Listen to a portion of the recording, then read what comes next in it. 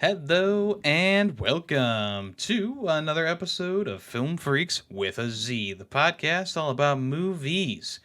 Each episode is about a specific movie, and we'll get to this episode's movie in a little bit. But first, let's go ahead and introduce ourselves. I am First Lieutenant Aldo the Ferret Rain, and I'm here with... Uh, Lieutenant Waffles.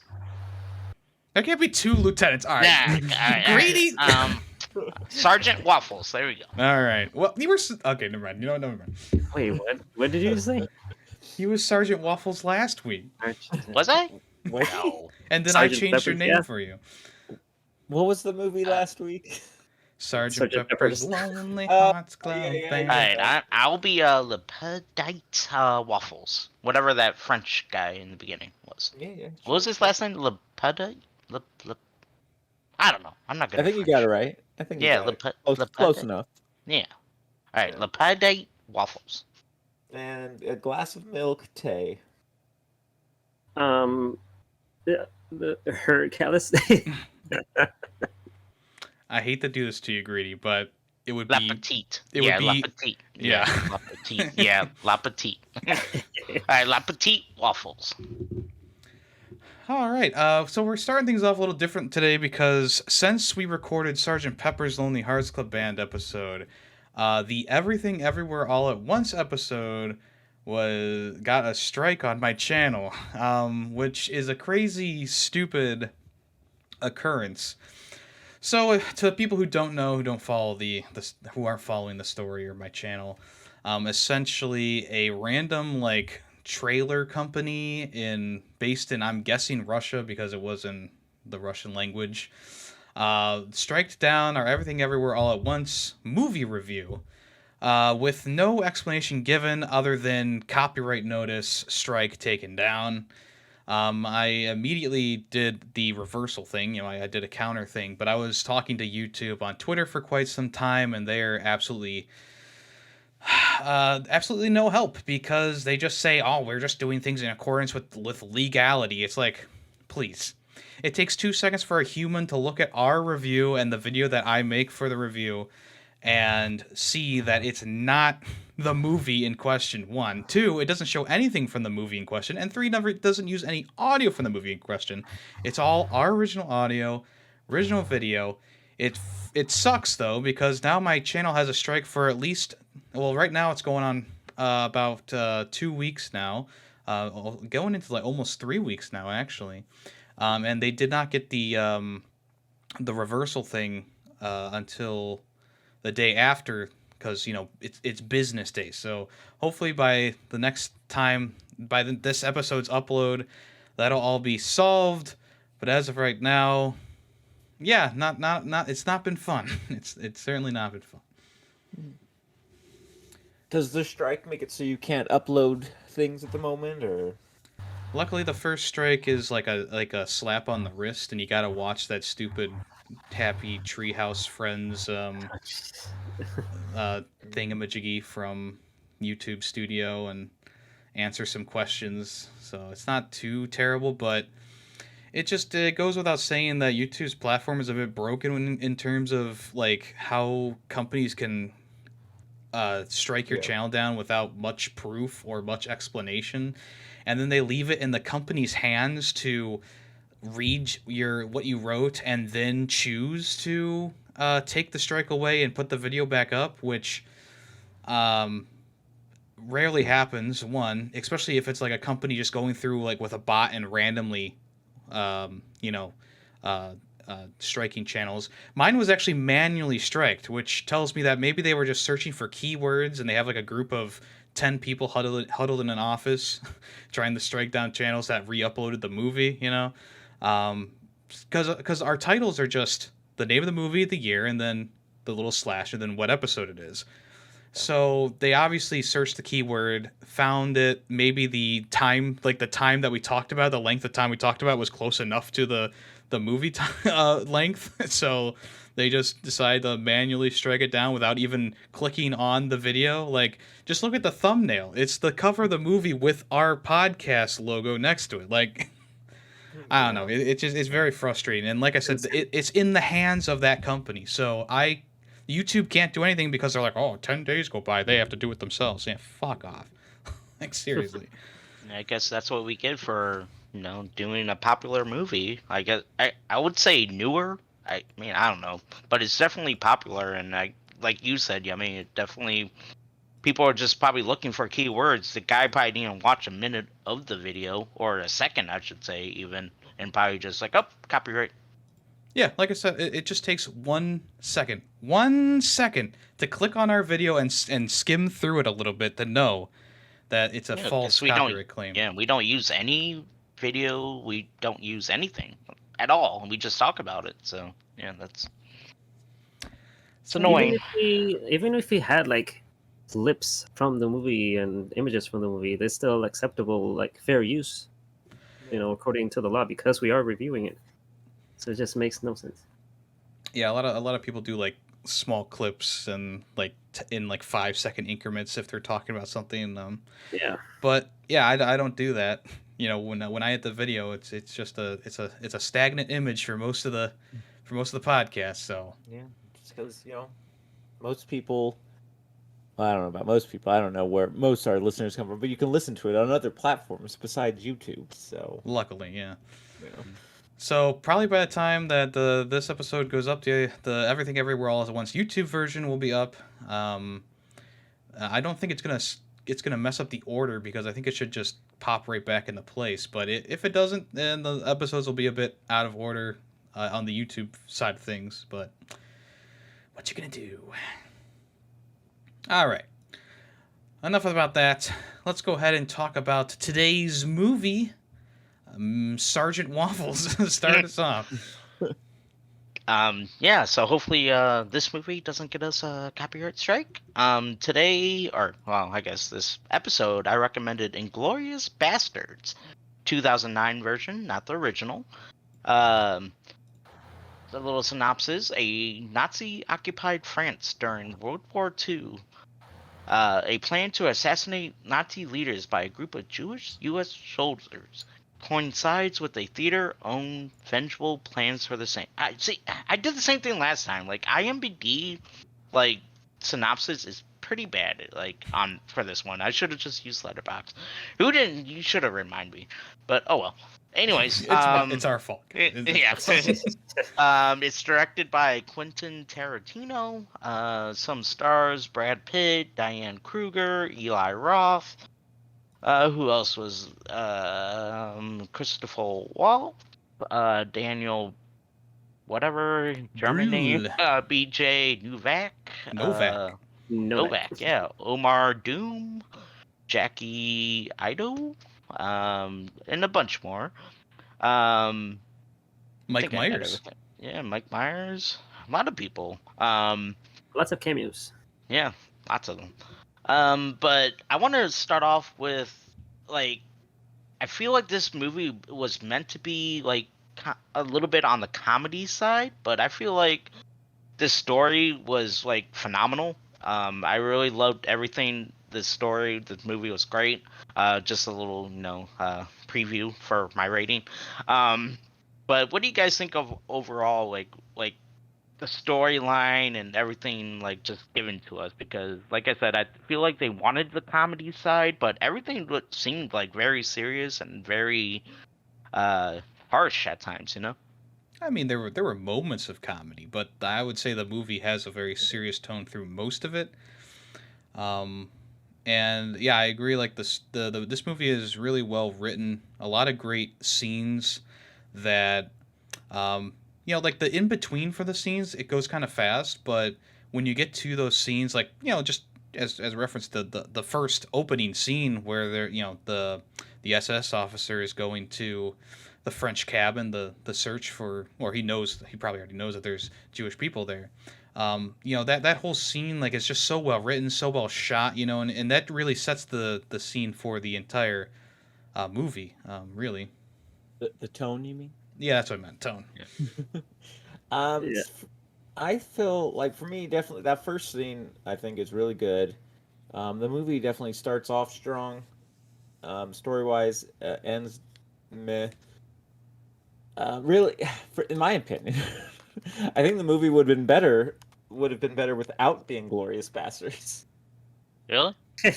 Yeah, like if we had just followed like this, this SS guy and this escaped Jewish woman who ends up owning a theater, like that story is more like it's better. And then you just get these random like the Inglourious Basterds are barely in the movie, and then just at the end they're just like, oh well, we killed them all except for these two, and you're just like, Yeah. what? Why do we even care? Like, I see your why? point Yeah, because it's yeah, a good like point, yeah. Brad Pitt and the rest of the Inglourious Basterds, they're all like pretty much secondary characters compared to like how much screen time everyone else gets. Yeah. So yeah, that's definitely a good point. And they also Maybe they just needed Brad Pitt's face to like market the movie. Probably. And it seemed like there were some like, big badass group, and then for half of them just to die, it's just like, oh, okay. Well, yeah, I mean, most of them are just, I think, well, you see the two blow up themselves at the end there. I guess we're jumping to the end. Yeah, you never know. And then two died in the bar, Hmm. and then two mates. That's like, that's six. What happened to the other six? They don't. It's like they're so not involved in the plot that it doesn't matter that you never see what happened to the other six. Yeah, everything just kind of works out for the last two who are there. But no, I see what this movie does have like a King Kong issue where the bastards aren't in it enough. But I sort of agree. Like I almost would rather just have like the espionage and underground stuff going on. Have that British soldier come over and have them die in the bar. Like that's a great build up and That was a great scene. Like, conclusion that was to that my scene. favorite scene. Yeah. And it's almost secondary that two of the characters in that bar were like a part of the bastards, right? They could have just been underground spies, or the one guy was actually a traitor from the German army, or a defector. Yeah. It would have been a better story. Maybe not a better story, but it might have made the movie flow a little bit better. Have a few less characters to worry about in the long run if the bastards themselves weren't in the movie. Oh, and I do like like that scene where she's taking or the Russian girl or not Russian Jewish girl is taken to the restaurant, and then she has that whole scene with the SS who killed her family. Like that scene, after he leaves and like freaks out and stuff, just like yeah, that's a She good did great scene. acting wise. Yeah. Yeah, and like I would have rather see like the bastard just didn't do anything really technically. Like the whole Operation Kino, like it was pointless because she, who, again, much better protagonist, was already going to kill him.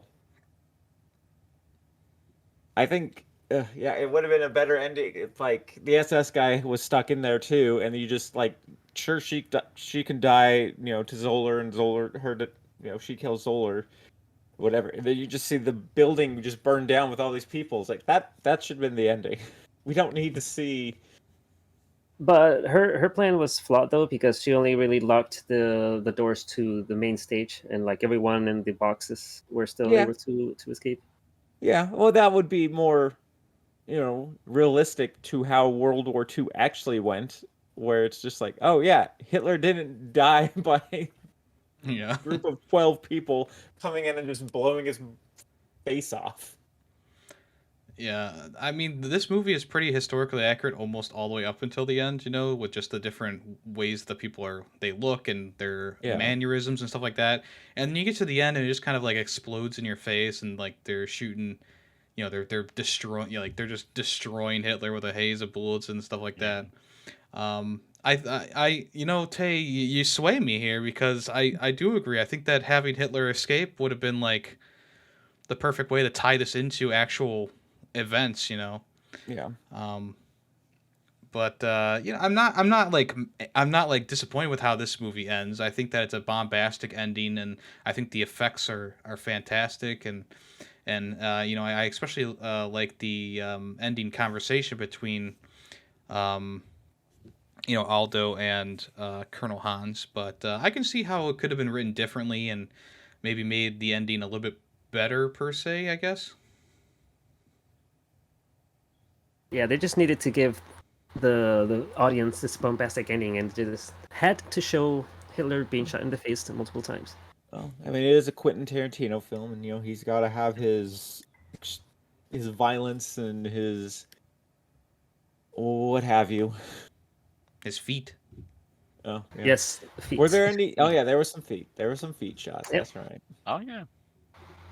Yeah, Not but as many, it was though. like it was more so in like that struggle with Colonel Hans between the actress and Colonel Hans. So I didn't see it as like an egregious like foot shot. I just saw it as like tasteful cinematography at that point. Yeah. Yeah, I don't. That was the other. I don't understand why he's like, you have to die, and then immediately he's like, okay, well she was helping them out. Now I'm gonna go help them out. It's like use her as a contact. Be like, hey, I want in on this. I want out. But yeah, whatever. Let's rewind a little bit, go back to when Yeah. the bastards were first introduced, because I feel like taking what you said into account, I feel because they have this movie set up in chapters, I Yeah. almost would have liked a whole chapter dedicated to the Inglorious Bastards. Who, Mhm. that whole scene where they're talking to the German officer and he won't point out the thing or whatever. It's still a great scene.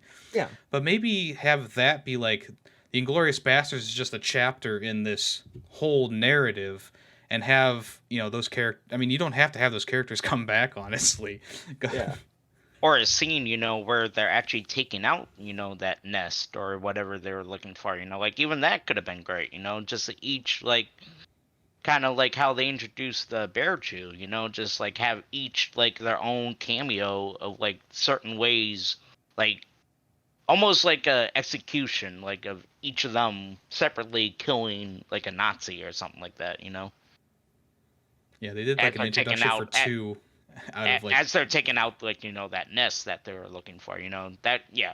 Now yeah, that Tate and brought that up, that would have been cool. yeah, and that could have been like the whole Inglorious Bastards chapter. You could still keep the movie named Inglorious Bastards, have Brad Pitt plastered on the posters, but it would. Whole of Godzilla 2014, where like we've got Cranston. Everyone loves Cranston.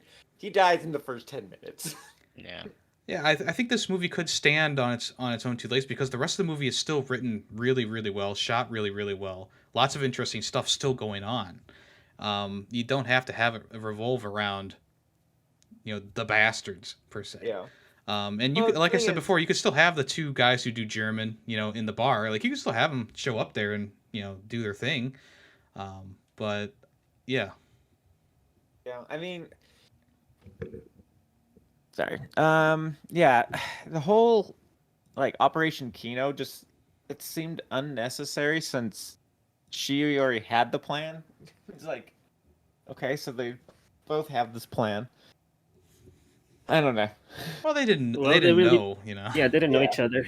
Yeah, I know they did. It just kind of worked out that they were both playing this, um, demolition of the building. Yeah. But yeah, it's a big coincidence that everything just kind of works out, and the two characters. Well, I guess Brad Pitt's character is really the one you want to see live through it all, I guess. Oh, I mean, why do I like? There's nothing about him that makes me go, "Yeah, I want this guy to live." Like, Because he said Barnjourner or whatever.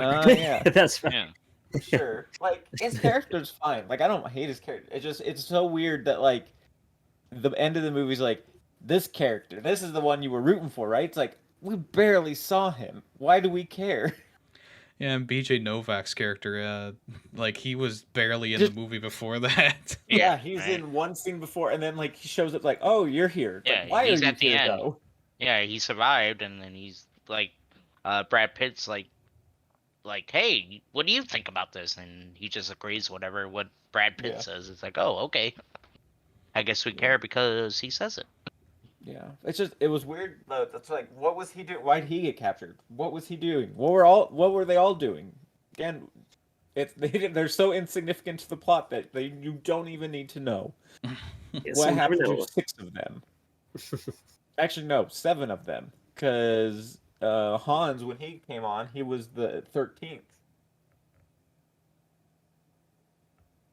Wait, who's Hans? He was the German defector that they freed from jail. Oh yeah. Wait, I thought that was Stiglitz. I thought his name was Hans Stiglitz. But I might be remembering wrong. Yeah, it's Oh. Christopher Waltz, and he's Hans Landa or whatever. Something. No, whatever. that's the Oh, Colonel. Oh, that's Colonel Hans Landa. Yeah. No, the defector. I thought his name was Hans Stiglitz or whatever. But either way, Oh, Stiglitz okay. was It's Hugo Stiglitz. Hugo. That's right, Hugo. Yeah, Hans was the smart one. He was No, probably- Hans was the SS Colonel. That's He was right. not a part of the Bastards. No, he was German. Yeah, he was the smart one. He was the one that He was kind of the blew up the plane detective. at the end. Yeah. Yeah. But yeah, so either way, so Hugo was the 13th member. So there's 7 other bastards. They're just like, yeah, whatever. They're whatever. You don't care, we don't care. It's because historically there were, however many bastards, actually out there.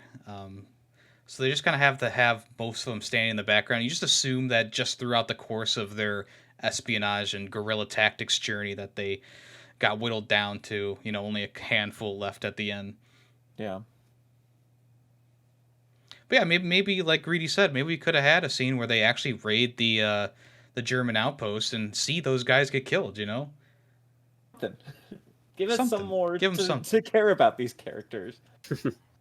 Or what would have been a good tie-in is that Frederick guy when he was he got those heroic medals, I guess you can say. Maybe part of the Inglourious Basterds were part of that attack, and maybe they got shot down. Like that could have been a cool scene, like a good tie-in, I guess. I don't know about that, but That probably wouldn't match up with the timeline. yeah. Yeah, because that happened way before. That was in Yeah. Italy during the. But they were all Operation- Italian at the end, though. Well, yeah, they were all Italian at the end, but Yeah. I mean, Italians were on the Nazi side. yeah, I mean, yeah, they but- allied with the Nazis, but the Italian people didn't really want to fight in the war, which is why the Allies took out Italy right after Africa, because the they- Italian army had no resistance at all, and even the German soldiers stationed in Italy were overwhelmed because the Italian soldiers were like, yeah, fuck this, like we don't like this Mussolini guy, he can go die, right? So when Mussolini fled to the Alps or wherever he went, Austria, they just were like, yep, thank you.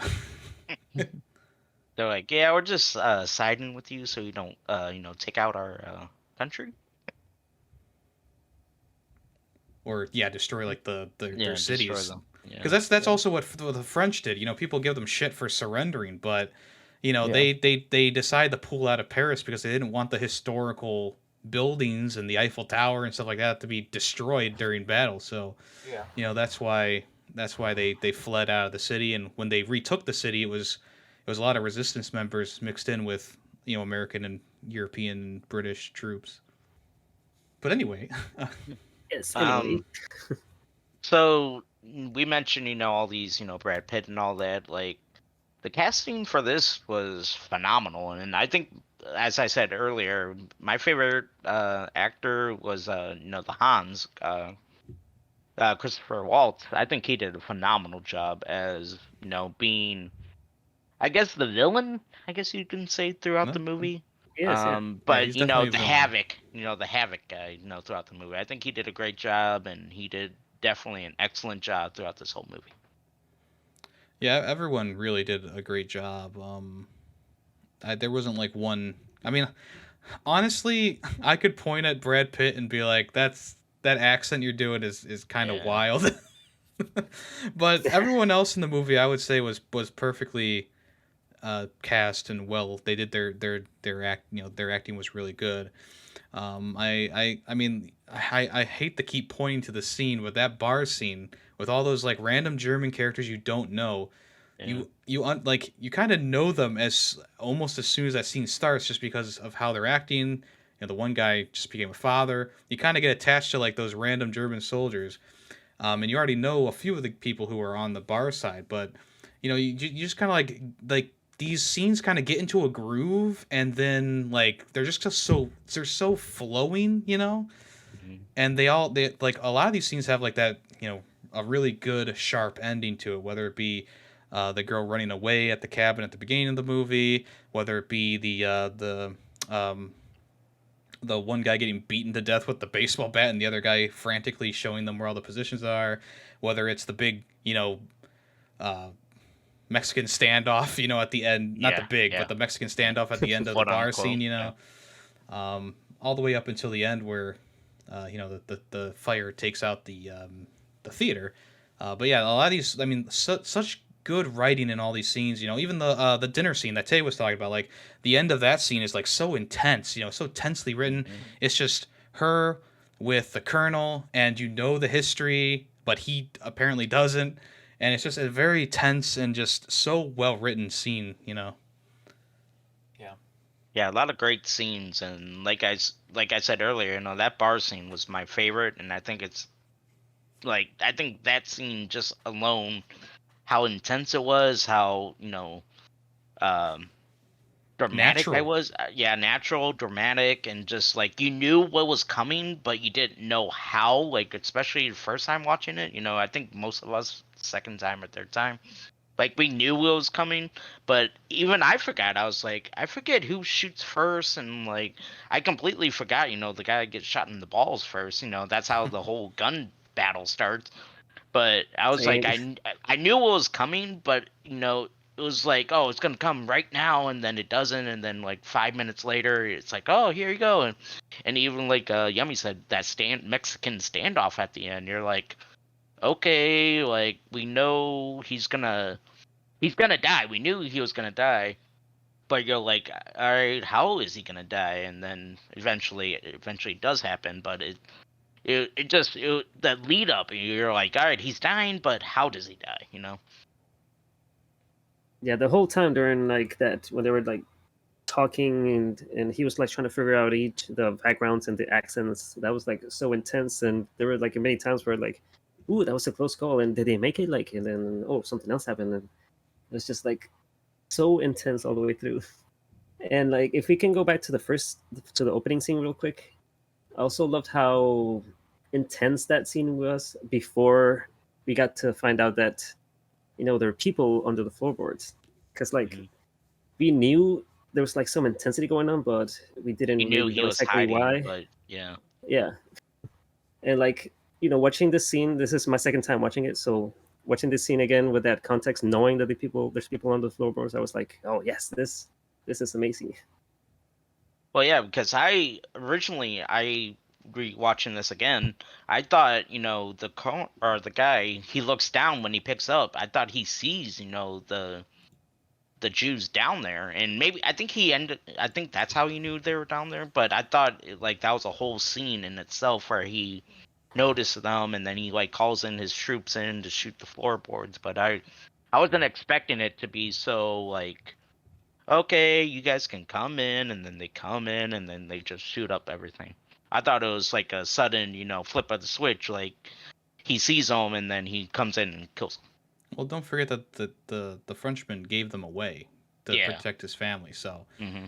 um, that's kind of where he confirmed. I'm guessing the colonel, you know, kind of went into there with the knowledge that there was some people hiding there. You know, he just kind of had a hunch or whatever. Or maybe he is a detective, so maybe as soon as he walked in the room, he could just see the area and be like, yeah, there's something else going on here, which is why he was um, you know, he switched to English, you know, Hmm. and all that stuff. So man, that's one thing I'm just realizing. Like a lot of these actors have to learn like 3 different Yeah. languages for this movie. A lot of Right. them, actually, like I was kind of looking on IMDb while watching it. So like Hugo, the guy who played Hugo, he is German. He's actually a German director. I Huh? found out. So I think a lot of them were like, and I'm pretty sure the Jewish girl was French. The decorative the sniper guy he's also a German actor. Yeah, he is. He was in Winter Soldier, I believe. He was. Yeah, he's Baron Zemo. He's also was Yeah. in the Falcon and Winter Soldier TV show on Disney Plus. But yeah, it's nice because like it's nice to see people who actually speak the languages and stuff like that do acting in these roles. Obviously, they have to learn maybe they have to learn some French or some English. Well, maybe not English, but definitely probably French for most of the people had to learn some of that. But hey, they made it fluent, and they sounded like they knew it the whole life. So they did a really good job. Switching back and forth, and even when they had to, speak that different language, they did a pretty good job of it. Yeah, it was all very natural. It was all very flowing, and yeah, part of that is the actors, and part of that is the writing, and both are outstanding in the movie. Speaking of outstanding, I was looking through Christoph Waltz IMDb, and he was like in a whole bunch of German movies and TV shows. But this movie here is like the one that put him in the map. Like after this movie, he played a villain in like a dozen other Hollywood movies after this. Really? He's also been the good guy in a couple movies too. Yeah. Couple, Yeah. but come on, he makes a really good bad guy. He does, yeah. Oh, apparently Yeah, he was 'cause in he- the Guillermo del Toro's Pinocchio. I didn't even know that. Yeah, He's the he villain had in that to- one. Okay. It was in Django too. Man. Yeah. Yeah. He had to. 'Cause he spoke at least 4 different languages in this movie. English, French, Spanish, yep, Italian. No, English, Italian, French, yeah. Italian, German. So yeah, 4. Well, good for him.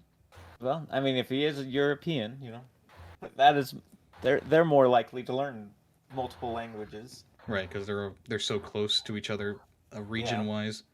Yeah. Unlike us Americans, where there's like, you can just take 2 years of a language in high school and maybe another year in college or 2 in college. You'll be fine, and you'll do it. You'll do great. Yeah, I took 3 years of German in high school. Probably should have taken Spanish, honestly, but I was, I'm a very big World War II I was historical the- fan. Yeah. So I I was took the German. opposite. I took Spanish in junior high and was like, God, I wish I had taken German instead. It's an I interesting took language. French, but I'm not fluent. Yeah, I'm not. I couldn't speak. I couldn't sprechen much Deutsch Deutsch. nowadays. But I did pick up on some things when there wasn't a subtitle. For that one scene where you're in the diner or the dinner scene Yeah. and they were speaking German to each other, but the girl didn't know German. Like I kind of picked up on a few things here and there, but it wasn't enough to really flesh out the conversation. Yeah. My wife. Speaks My German wife. as well. My wife. Yeah, but like she's not like fluent or anything, but like she was like, okay, I think they just said this. Like it took me a second to realize she was translating what they were saying, because like she was just saying it, and I was like, what are you doing? Stop it. Yeah, she was playing chess while you were playing checkers over there. Exactly. And then I was like, oh, you're translating. Okay, I get it now. Yeah. Another thing that I really liked about this movie is just the attention to detail. Like the uniforms, the scenes, like everything was phenomenal, and they did a great job as well. Is like keeping you informed while keeping you confused at the same time. Like your first time watching through, going to that bar scene, yeah, they zoomed in, on the guy pointing up, doing the 3, the 3 rounds wrong. But, your first time through, you're like, all right, why are things changing? And how do the actual German soldiers know he's a fraud? Well, they do a good job, keeping that scene intense. And they do a good job, a little bit after explaining, like, how they were able, to detect how that guy was a fraud, and and I just think they did a good job throughout the whole movie explaining, at the same time keeping it, a little confusing at that scene, at that moment. Yeah, they start off with like being subtle, and then they reveal what the reason is for the deception being snuffed out. Yeah, because if you're not like a big World War buff like Yemmy or someone just watching that movie, they're gonna be like, oh, how did that guy Well, that's his more of like cover a German blown, thing, not a World War II thing, you know? Yeah. Well, but still people might not understand, like how did he get his cover blown? And they might be, like, oh, okay, this is happening now. But they do a good job, backtracking and saying, this is what happened. Yeah, they don't dumb it down so much that they're like, and that was why they did that. Do you understand, audience? No, it's pretty natural how they explain it. And it's yeah, it's a good writing there too. Speaking of which, there was like a couple different scenes to where, like in the middle of a conversation, they kind of like very quickly and harshly like switched to like a quick flashback scene, and it got really loud. And I didn't feel like it was necessary, but I guess it's the movie's way of reminding them, oh, this is like this person from this history, and they have this history with this character, and blah blah blah. But I felt like it wasn't necessary, but at the same time, it did add to the impact of the scene, which I do appreciate that. The fact that it got like so suddenly loud and disruptive. I like the way that that whole scene, What scene are you those talking scenes were about? edited. There's a few different scenes. Yeah, the one There's that's the- coming Like to when my the mind was- girl yeah. when the girl was in the restaurant talking to Hans, and they show like a quick flashback of her running away from that cabin. And there was also, the scene where they mentioned something about like, or he's like, oh yeah, they would dress up as German soldiers sometimes, and it cuts to them just shooting up a jeep dressed as Yeah. German soldiers. Yeah, Yeah, that's very okay. that's That's very another one. Yeah, that Tarantino-esque. scene. Yeah, that scene was. Yeah, I remember Yeah. that one. It's very like, I mean, it's very it's a Quentin Tarantino-y, yeah. Yeah, but it Yeah. also is just like The so one- weird. The Like- one makes sense to me. The one in the diner makes sense why there's like that blaring music and she's running away, because she's feeling that same anxiety again, for a split Yeah. second before she can control herself Well, again, and it serves as a reminder as well as like, yes, this is who this This character is the in same case you person, couldn't- yes. Yeah, in case you couldn't put together earlier. That one didn't bother me, but just like what was weird is like the tone shift sometimes where you like when they first introduced Hugo and it's like Hugo, and then it's like there's a guitar riff and his name flashes like a little splash, Borderlands 2 Borderlands splash screen, and then you get the little flashback of him murdering everybody, and it's like, okay, that was a tone shift, but okay. And then there's also the random just narrator showing up, Samuel Yeah. Jackson, Yeah, that like was that- so I'm random. gonna narrate now. There's like almost only two scenes where they had him narrating something. It's like so weird. Yeah. And then just randomly like be like, oh, like a name and an arrow point, like this is this guy, and you're like, okay. Knowing that, but still isn't. Whatever. Yeah. So there's just random times where it's like this tone shift and just weird. But I mean, again, that is Quentin Tarantino. So you like it or you don't. I don't know. Yeah. I'm not a big Tarantino fan. Oh, I couldn't tell. Yeah. I like a lot of what he does. The Kill Bill, the both of those movies Yeah, Kill Bills were good. are great. Kill Bill was good. I also, I'm not a huge Wolf of Wall Street guy. Wait, that wasn't even him. Never mind. Just kidding. Yeah, how about that? Erase that. I was gonna say, I didn't think he was like, oh, I didn't know he did that For one. some reason, in my mind, I had Wolf of Wall Street there. I don't know why. Oh, but yeah, the They Kill Bill did- Might be movies are thinking great. of the Hateful Eight, maybe. I like the Hateful Eight, and the Django's really good. I mean, I guess I am a Tarantino fan. I for some reason I thought he did Wolf of Wall Street. I don't know why. Okay. But I like a lot of. I mean, he has a very he's a very classic filmography. I think that he has. I think most of his films are absolute bangers in my opinion. This one, like, I didn't see a lot of Tarantino films at first, and I think this was one of my first, and then I kind of delved into other ones, and that, like, I saw Kill Bill after this, but right before this, I don't remember, and I go, yeah, that was good. And then this one, I was like, okay. And then, like, the more and more of them I watched, I was like, ugh, I don't like these. It just... Yeah, I'm not as big of a fan of Tarantino as like Wes Anderson, but I still really enjoy his Mhm. movies. I think he's got a great, he's got a great eye for camera work. Yeah, he definitely and has his some- writing is always phenomenal. I mean, just just listen to this movie's dialogue, you know? He's like a master of dialogue. Yeah. He can create like so many great scenes just like from two people talking to each other. That's why I love Django so much, because a lot of it is just like, you know, the two people or the three people interacting, you know, in a room. But that's besides the point. I guess the only movie that I haven't seen by him is his newest one, Once Upon a Time in Hollywood.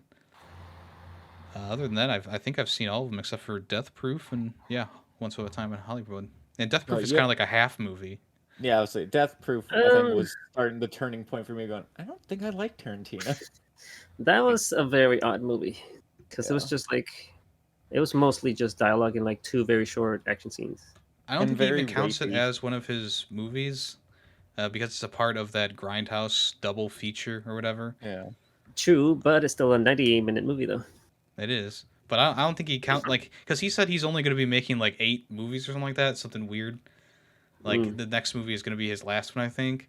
And I don't think he counts Death Proof because it was a part of that two-fer. Yeah. It's a short film. He'll make short films. Yeah. I mean, if a short film to him is 90 minutes, then by all means, keep making short films. Yeah. Was it Death Proof night? I thought like the whole thing with like both of them was like 98 minutes. Maybe. No, the whole thing was 3 hours. Really? Ooh, wow. Okay. Tay just barfed in I'm his mouth a pretty little sure bit. it was. Well, I'm gonna double check, but yeah, go ahead. yeah. Yeah. Back to the movie at hand here. I don't know. I don't have anything else to add. Yeah, the whole was thing is 3 hours 11 minutes. I just Yeah. double checked. Jeez. That's 2 movies in one, so. Yeah, that's he should totally count Death. That's like Jack Snyder, you know, right there. That's what he'll do. You mean He's Zack? I'm only, Or I'm Zach, only gonna- yeah. That is. I'm only going to make 8 movies. Don't let go's Jack. These 6 don't count. It's just the one, Tay. You're exaggerating. No, These it's six don't it's the one right now. But then Or this you next six- or next you can 5 put it this movies are way, like, or well, you can put it this way: Kill Bill Volume 1 and 2 are technically one movie. They're just 2 parts. Oh, but they're like both so different though. They're like 2 different movies. Callous. Stop. Well, we'll talk about those movies when it gets recommended. Ooh. Wait, can I ask real quick? Have you guys seen True Romance? Nope. No. It's Tarantino produced, I believe, but not. I think someone else directed it, but it's the movie that he made money on to make his first actual movie. I don't think I've seen that one. Money to It was produce pretty this, good. but not enough to make a movie. So I'm gonna produce this movie just to be able to make a movie. Yes, I don't. Hey, Well, yeah. I don't know if it was that exactly, but it was something like he wanted to make his own thing, and he worked on True Romance to work towards his first actual movie. Yeah, a lot of directors do that where they take they take like a Marvel movie to get funded for their actual passion project, Like I think Taika Waititi did Thor 3 to do Jojo Rabbit, get the money for that. I believe you are right.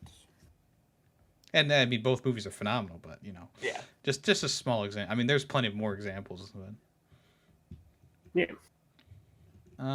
yeah, so Inglourious Basterds.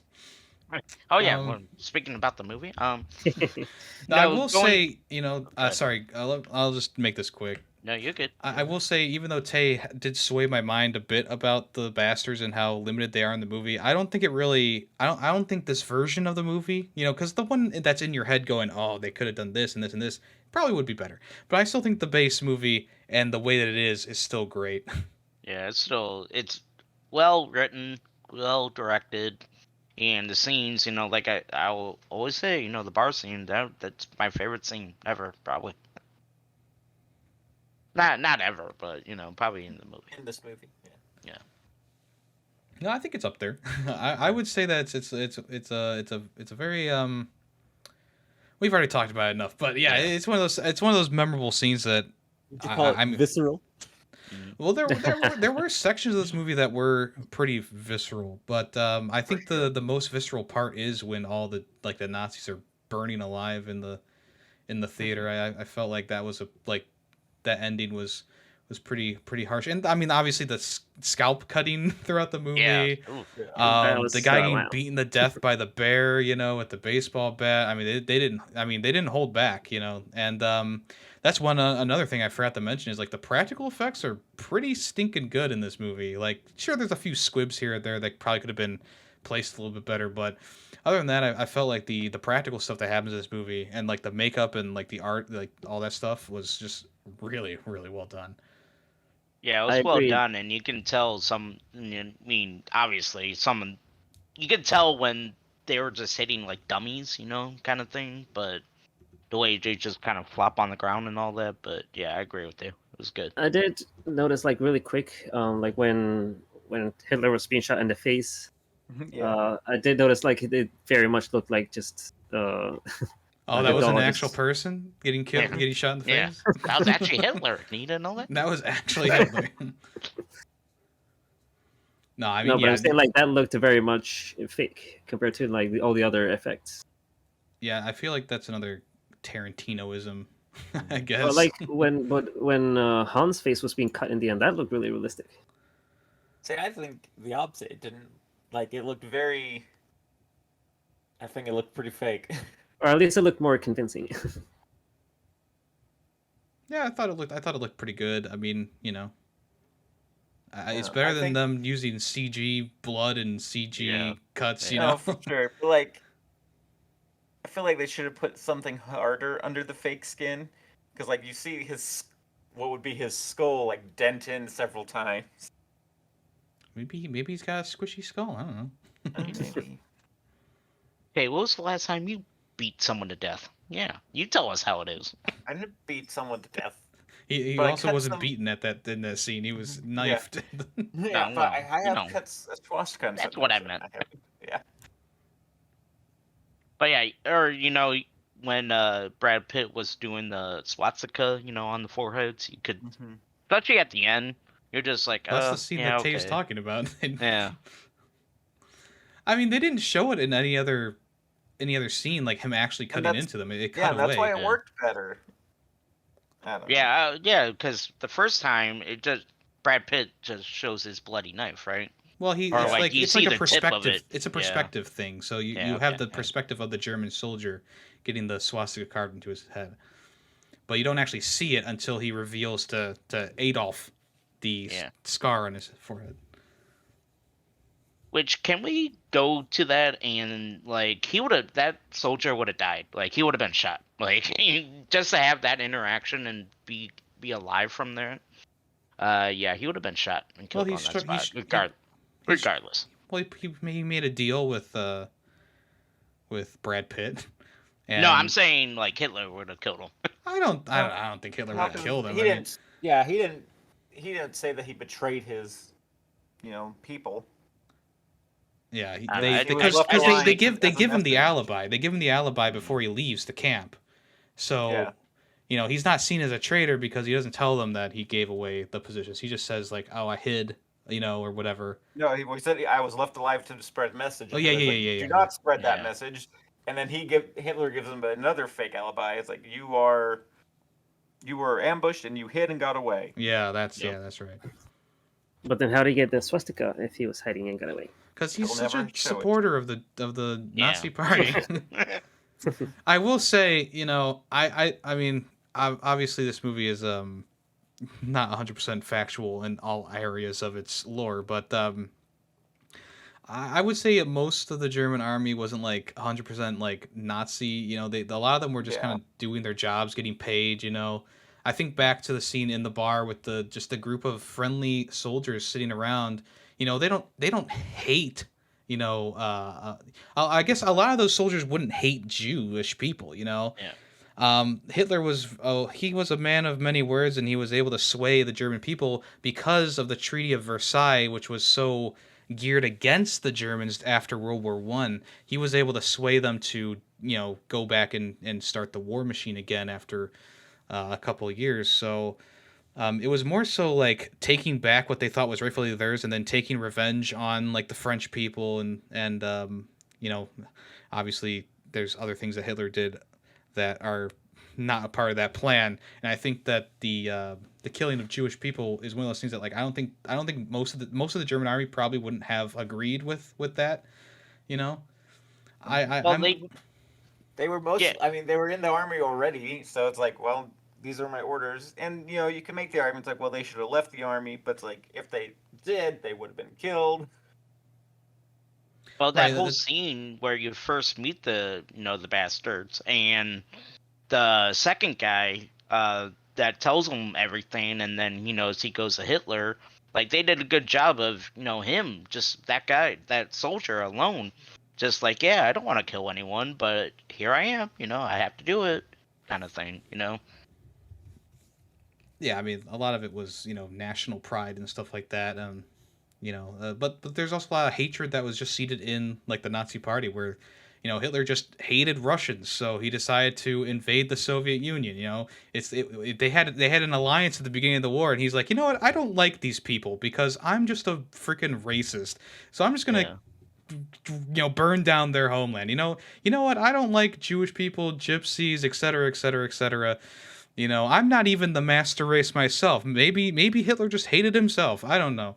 But I think the bottom line is the way that the film depicts every single German soldier is like a Jewish hating, Nazi elitist, kind of. I don't believe that's not every soldier. Most soldiers were just doing their job and following the orders of their officers, who probably were, put in place because they were so hateful and they agreed with a lot of things that the Nazi Party represented.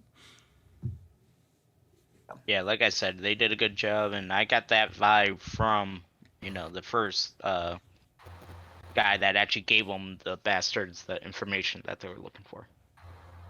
Like their whole just like don't just kill all of them. Just like the radio guy at the end there, where it's like they didn't like learn anything. Like he may have been helping the Allies the whole time, but he had it's like, oh, they don't even know if their people are spies. They're just like, we just gotta kill them. Yeah, I don't agree with them killing the radio guy at the end, but I guess it's just how they were operating. It was just Quentin Tarantino was just like, I need to show a lot of scalping. I have a quota of scalps that need to be shown. Well, it's also like an unexpected type thing. You don't expect them to shoot. You kind of expect them to shoot Colonel Hans out of anyone. Yeah. You don't expect them to shoot the guy who just kind of was like lumped in because he was the radio operator. You expect him to do worse to Colonel Hans, but yeah, I guess it came from the top that Colonel Hans must not be harmed or killed. Right.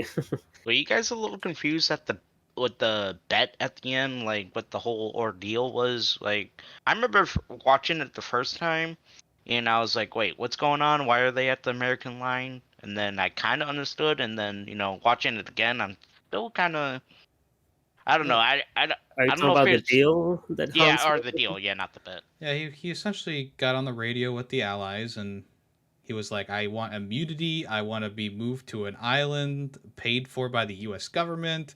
He laid out his what he wants so Yeah, that he wanted he to wouldn't. surrender, right? And Well, yeah, all but that. he's doing that because he's like, well, I could pick up the phone and call them and tell them that they're the two fake Italians are strapped with explosives, and or I could end the war today, and they took the deal to end the war today. And the way I look at it is, since he was kind of a detective and like he knew that they were going to lose, and so he took this opportunity to jump ship. Yeah. Obviously, he wasn't a good dude, so like marking him, sure, fine, he deserved that, but Yeah, But once then, the Allies invaded France, everything kind of started to fall apart from there. So I would totally believe that the detective would be like, we're losing a lot of ground pretty fast. Yeah. yeah. But then what I don't understand is like why did Hans choke Bridget, like, Right? and That's then what I've said. call her Yeah. a traitor, and it's like, oh, she got what she deserved. but then he himself betrayed everyone. So Yeah, does that make any that's sense? that's what I've always said. It's like he should have been like, "Hey, I want in on this deal. Let me, introduce me to your." Well, maybe that. I mean, maybe he eliminated the competition. You know, he eliminated her because There's no competition when it comes to. I mean, they didn't. They don't need Hans if she's still alive. Technically, they could just kill. They could kill Hans. I don't know. No, not really. Do they? Because Do they even really? if she's alive, they're like, well, it's like I have your men though. Right, but he was the only one who knew that the bombs were there. He was the only one who knew that she was at the bar. So him eliminating her from the equation, she doesn't have that leverage on him. So he can take her spot as like the person in the group. The person helping the thing happen. I don't know. Maybe. Obviously, there's more to it because he did. He's like traitor, and then he chokes her out, right? But I don't know. Maybe he had the idea after he killed her. I don't know. Because for a good I don't while think so he is. because he did send the two guys into the theater knowing that they might have had like things strapped to them. Like knowing that they were faking it, he still sent them into the theater, into their seats. Well, you see, I thought I that feel they like did he a, did a have that. convincing performance. That's why he let them go through. But the other two, No, especially, he knew because at that point he knew she was a spy. they were pretty convincing. The other two guys were pretty convincing. Were they, though? Bonjour, no. But yeah, I mean, it's possible that he let them go in to set the He knew. stage. But that just reinforces my point of he takes out, the German, the German actress, so that he can take her spot and not have to worry about her being there to hang things over his head because they obviously had, they had some history, and like I said, they like if she's there and they get taken back to wherever, like they could just take out Hans or they could muscle Hans out of here, but. I feel like he took her spot essentially after when he killed her, and maybe he still does have some of that German national pride in him, That's probably more. More realistic. Yeah. He is still a nationalist. Like I said, that's why they mark him. It's like, yeah, he deserved that. He's definitely high up in the nationalist thing.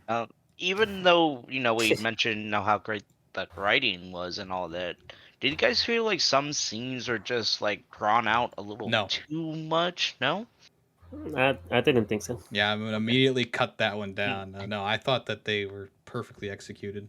I don't know. I feel like the scene where Frederick and what's her name, Joanna or whatever, the cinema girl, where they shoot each other. I was just like, okay, this is a little That- drawn out. You thought that scene was drawn out? I mean, it was like it was like 5 minutes, or not even. 5 minutes too long. It wasn't even 5. It was like Yeah. a minute or so. Like it was like the guy comes in, he kind of forces his way in. She makes him turn around. She draws the pistol. She shoots him. It was like a 2-minute scene. Yeah. The thing that bothered me about that scene is after she shoots him, she like looks at the movie screen, and sees him being all Nazi shooting at people, and she's like, "Oh, well, now I feel bad for him." No, She's the moment on the screen was him being somber and like. Yeah, like realizing he's killing all these people. Yeah. But I mean, I think she was just mourning the because he seemed like a, when he talked to her, he seemed like a pretty nice, like innocent kind of guy. So I think that she has some remorse for having to kill him in that way, For sure. I get that. But yeah, why would she walk over to him and pet him on the back when he was still alive? I don't know. Just to get that glorious shot of her getting shot in the stomach has a nice visual of her red dress and the kind of like gray backdrop of the movie. Or the room, I would say. Yeah. I mean, she was planning on dying anyway. Same thing with the obviously Frenchman. everyone was dying. Yeah, but I don't know. Like I thought they were going to get away. No, the whole plan was to lock everyone in and burn the whole place down. Yeah, it doesn't mean they were locked in. That was how I understood it, that they were going to stay and Yeah. make sure that no one got out. The other guy too, like the guy that worked the projectors, he was like planning on just staying in and not escaping. I mean, they didn't show him getting out, so I'm going to assume that he stayed he's by the definitely fire. dead. Yeah. Yeah. And plus, at the end, when the TNT goes off, like that There building wasn't was supposed to be completely destroyed. Yeah. So There there's no wasn't way supposed no to one be walked out of TNT, there. Though. Yeah, What's they that? didn't know about the TNT. Yeah, there wasn't supposed to be TNT. It was just the film. Right, but yeah, I from the way that they were acting and how everything was going on, I was assuming that they were expecting to not live through the experience anyway. So Well, I kinda that's got how that it's set feeling, up at too. the end too. So Yeah. through circumstance, she gets shot. I don't know what she would have done if she did not get shot. Maybe she would have just made sure that the projector goes off and make sure no one gets out. But I don't think she would have had time to escape herself if she was making sure that no one got out. Same thing with the other guy. Also, that Yeah. scene where everything's burning down and the projector is showing her face on the smoke, Yeah. laughing, like that is some good visuals right Yes. there. I was that about to was bring that one good up. too, yeah. Yeah, like I said, that's where we should have ended. Just the visual of the theater burning down. Slash, I guess, blowing up, but whatever. I don't think the blowing up was necessary. Yeah, and that kind of goes back to the first point of maybe the bastards weren't there and the thing never took off. Wouldn't have had to worry about wouldn't have had to have that huge explosion at the end. It could have just ended with the fire burning down the theater, but Oh well. Also, would have been nice, just like a little, and it could have just been, words on the screen at the end, how America knew Hitler was dead and all these officers, were gone. Maybe a scene, it doesn't have to be long. Something you to say oh yeah, the war ended and all this and that, but. I don't know. I mean, even the ending it's good. It's good enough. I mean, it's I not feel a like your not imagination gonna make can or take break, over but at that point. yeah, not sure as well. Yeah, they don't I feel like you don't need that sort of thing because you kind of understand what's about to happen. The German army's going to collapse. There's going to be pockets of people still fighting, but it's going to be pretty much over at that point. Or, as I mentioned in a past podcast, or someone who's more competent takes over in the role and the war keeps going on. Because it's pretty Hitler was not the greatest tactician ever. He essentially during the whole invasion of Normandy, he essentially told his tanks to stop because they weren't listening to him, and he's like, if you move another inch, or Yeah, I'm gonna blow you up. yeah, and it was just it's one of those decisions that's no, send the tanks there. What are you doing? Yeah. And there's a lot of those different decisions that he made throughout the war that were just really ass backwards that someone with maybe who wasn't insane would have probably done a better decision, which is why I personally would not kill Hitler in the crib, because I feel like someone else who is more competent would just fill his role and maybe things would have turned out differently. Classic throwback to Fubar Ferret. That's right. But that's my reasoning. My reasoning is that someone else, probably more competent, will take his role, and the war will be either way different and Wolfenstein will happen. Yeah. Yeah. I don't know what else I was going to say there, but yeah, the Wolfenstein would have probably happened if Hitler had died in his crib. That's all I'm saying.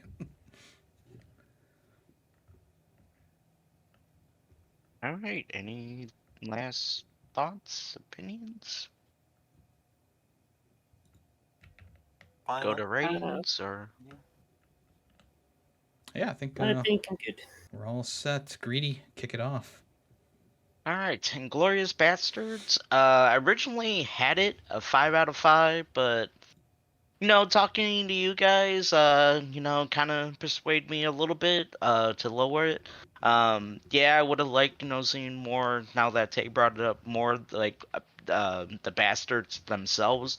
Yeah, that could have been like a whole chapter, kind of, just a scene, or just a 5 minute segment, 10 minute segment of maybe them assaulting that bird's nest that they were so desperately looking for, and then once you meet the girl at the cinema, and they kind of take over, and yeah, I would have liked to see more of the bastards now that you guys brought it up. But still, the movie's phenomenal. The way it's directed, the way the attention to detail, just the scenes, the setup, all that just was phenomenal throughout the whole movie. Very intense. Bar scene was great. I loved the bar scene, and I think it's one of my favorite scenes in all of movie, or at least in my top, 10, maybe 5. Phenomenal, intense, loved it. Great job. Acting was great. Yeah, they did pull a couple of characters, big name characters, probably to draw attention, but still, all the actors were great to learn, different languages, and just to speak so fluent, and all the scenes just meshed well together. But all that being said, I'll give it a 4.5 out of 5. Yeah, all right.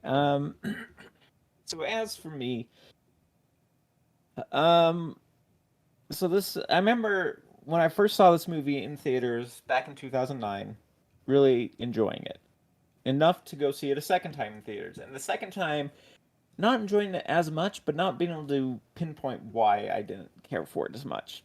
So this time, the third time here, years later, I finally understand. It's like, okay, yeah. One is Quentin Tarantino. There's just things about his style that I just don't like. Like he loves his excess violence and gore, and it's just like none of that's necessarily needed. In this film, particularly, like I said, I don't, having maybe more scenes with the bastards would have been fine, but I think just eliminating them completely would have been much better, because the best parts of this movie, it starts out really strong, but then by the end it's just a muddled mess of whatever. Um, and like I said, if we'd focused on the cinema chick, escaping, and then focus on her and her burning down and killing a lot of higher up Nazis. Like, I think that would have been a much better overall story, a more intriguing story. But throwing in the bastards and stuff was like, I mean, it's fine to see like a scene or two with them, but they screw up more than they actually helped. At least in this instance of this plot. So yeah, I'm not a huge fan. Like, the writing was fine. Like, there was things about it that were really good. So like, it's not like a 1 or anything. But I'll give it probably 3 out of 5. All right. Well, I really enjoyed the movie. I'm also like not the biggest fan of Tarantino films, but I do agree that he is like a master at creating suspenseful scenes, and the way this entire movie came together, I actually really enjoyed. And I do agree that like the bastards were possibly not necessary, but I mean I still enjoyed having them there. And overall, I don't have like too many problems with the movie as a whole, and all the characters were great. All the acting was phenomenal, especially from Christoph Waltz. He makes a great villain, probably one of the best villains, which is probably why they keep casting him as a villain. But I do love like when like the villain focuses on fighting his enemies with his brain instead of like with force and whatever, which is what he is. He's very smart, and he a lot of times outsmarts his enemies, which one of the reasons what makes him a great villain. But yeah, overall I enjoyed this movie. Had a great story, great effects. So I am going to give it a 4.5 out of 5. Alrighty. Historical inaccuracies aside, I really enjoy this one. Tay, you started to sway me there, but I realized that the movie's still great. Like, even though I probably would change maybe one or two things about it, I think that the way that the movie is still really, really well done, and the acting, melded together with the cinematography and how these scenes are written and how the visuals work and all the different action that takes place throughout the film just really makes it like a really great period piece. One, but also two, it's also like a nice like fictional take on a historical event that I really enjoy. So maybe I'm a bit biased because it's World War II, but I don't know. But like, yeah, like there's some nitpicking things I could, we've already talked about here. Some little things like, maybe maybe the Brad Pitt could have gone a little bit less hard with his crazy accent, but that kind of just adds, I guess it adds to the charm of the movie. I feel like the things that I feel kind of negatively towards, like it's not that big of a deal in my opinion. And I honestly, yeah, I think I'm gonna keep it at a 5. I really do. I think that it's a really well executed movie, and it's probably my favorite Tarantino movie. Of course, I would have to rewatch like some of the other ones, but I think that this one sits at the top of my Tarantino list as of right now. So yeah, I'm gonna give it a 5 out of 5 still. Cool. Cool. Speaking of Tay, Yeah, you got a movie oh, for yeah. us. I do have a movie for us. So my movie is Oh Brother, Where Art Thou? It came out in 2000, directed by Joel Cohen, who brought us Fargo. Hey. In the Deep South, during the 1930s, 3 escaped convicts search for hidden treasure while a relentless lawman pursues them. On their journey, they come across many comical characters and incredible situations, and it's based on Homer's Odyssey. It stars George Clooney, John Turturro, Tim Blake Nelson, Charles Durning, John Goodman, and a bunch of others. Yeah, it's been a while since I've seen this movie. I remember really liking it, so I thought it'd be fun to revisit. Never seen this one or heard of this one, so it'll be a nice watch. I remember Musical. wanting to watch this one, but I don't think I ever did. So yeah, this is gonna be great. Well, good. You said I it was guess from 2000, right? 2000, yeah. All right. I guess I threw a curveball in the musical trend. Yeah, there Yemmy is. had a musical movie, and now Tay picked Is- a musical Wait, one. this one's a musical? It's not a musical, but there is some singing in it. Oh. Oh, really? Well, it's like Yeah, it says musical. yeah, I'm looking I at guess. that. I mean, it's Yeah. it's like a half musical, a 0.5 It musical. says drama / musical. So Yeah, The thing I'm there's seeing here is it says adventure comedy crime. yeah. mm. There is some singing in it. My But, like, definition of a musical would be singing throughout the whole thing, like a Yeah, no. play. I mean, there's a whole soundtrack right here. So Yeah, anyway, every I guess we'll movie find has a out. I guess soundtrack, we'll. yeah. yeah, like so there is singing, but like it's not like intricate to the plot. It's Well, not like kind of. it's not like Les Mis where they're like singing Yeah, about no. bread and shit. No, like there is less singing than dialogue. Okay, good. All right. That's just putting that into Discord. That's how it's spelled. If you're having trouble looking it up there, and it's available on Amazon. Awesome. Amazon. Not if only for rent, boo. Well, if you, the listener, don't want to be spoiled, or if you want to join the conversation for "Oh Brother, Where Art Thou?" From 2000, make sure you check out or make sure you watch that before the next episode premieres in 2 weeks. We do these every 2 weeks. And of course, if you want to get your film onto the fan vote, which is going to happen during Tay's episode, so make sure you scamper on over to my Twitter account with the launch of the next episode, and vote on what movie you want us to watch after Callus's pick.